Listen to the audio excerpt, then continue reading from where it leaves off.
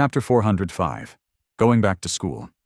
Indeed, the awkward 14-year-old girl was his little sister, Rain.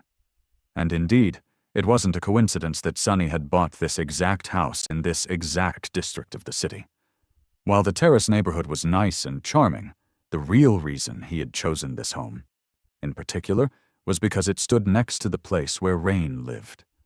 It was on this street, a year and a few months ago, that he had watched from the shadows as she was having dinner with her adopted family, their warm and happy life displayed for him to see through the wide window of their brightly illuminated living room.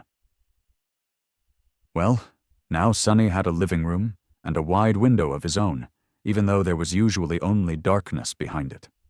Back then, he had become painfully aware that his fantasy of saving his little sister was empty and misguided. Rain didn't need to be saved, least of all by a troubled outskirt stray like him. A ghost of the past that she most likely did not even remember. If he had knocked on her door on that night, nothing in her life would have changed for the better. Sonny wasn't the same penniless kid anymore. He was an awakened, one marked as a special strategic asset by the government. He was considerably wealthy, connected, even powerful. But deep down he still believed that the statement held true.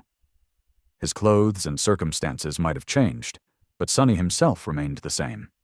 Twisted and damaged, like anyone who had seen the truth of this world would be. What's worse, now that he had risen above his previous pathetic self, he had a whole swarm of new, much more serious problems. Nephis, the Sovereigns, the legacy of mysterious Weaver. All of these things promised a future full of turmoil and danger. He was not exactly the kind of person who had good things to offer to anybody.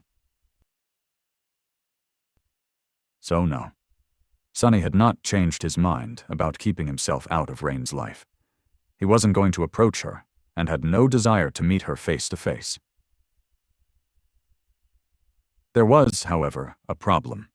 Now that Sonny was an awakened, statistically, Rain's chances of becoming infected by the nightmare spell herself had grown. But even if he forgot about that statistical correlation, there was still a possibility that she would end up in the first nightmare, no matter how small. By now, Sonny was 18, and Rain was 14.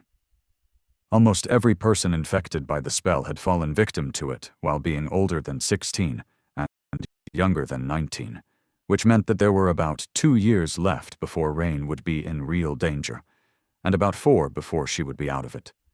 Even if they were more or less strangers, and didn't owe anything to each other, Sonny felt responsible for her. Perhaps Rain did not remember him due to how little she had been at the time of their separation, but he remembered everything. To him, she was the last memento of their long-lost home. Now that he had the ability to pull some strings behind the scenes to ensure that her chances of surviving the first nightmare were enhanced. Be it through access to better battle instructors or something else. He couldn't just sit still and do nothing.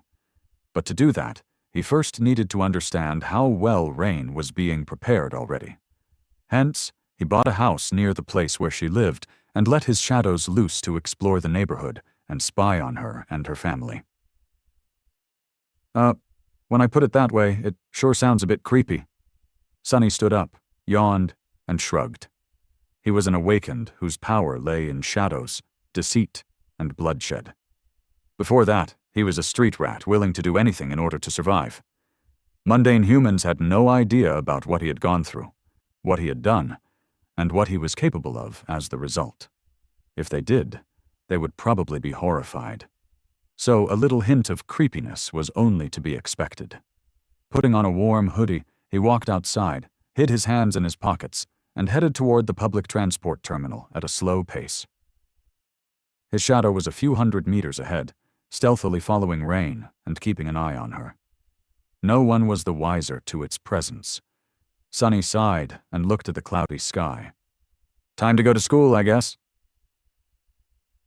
Rain went to a rather elite school, as it turned out. Judging by the prices of the homes in the Terrace district, Sonny knew that her adopted family was reasonably well-to-do, but it seemed that he had underestimated either their wealth or their connections. The school was not the most prestigious out there, but it was close. enough that only the kids of government officials and conglomerate heirs attended it. For the most part, of course. There were a few kids who seemed to be there because of their academic achievements, but not enough to make a difference. The children of government servants arrived on public transport, like rain. The chaebols came in expensive PTVs, which were controlled by personal drivers. Sitting at a table in a cafe, a kilometer or so away from the heavily guarded entrance to the school, Sunny suppressed the desire to whistle. That's like something out of a drama. I wonder if I'll see someone's getting slapped in the face today. Suddenly remembering his first encounter with Master Jet, Sunny coughed and rubbed his cheek in embarrassment. The happy shadow was still following Rain, stealthily moving from one shadowy patch to another. Then, it waited for a good opportunity and dove inside the shadow of one of the kids walking toward the same classroom as her. Sunny got comfortable and ordered a few pastries and a pot of tea.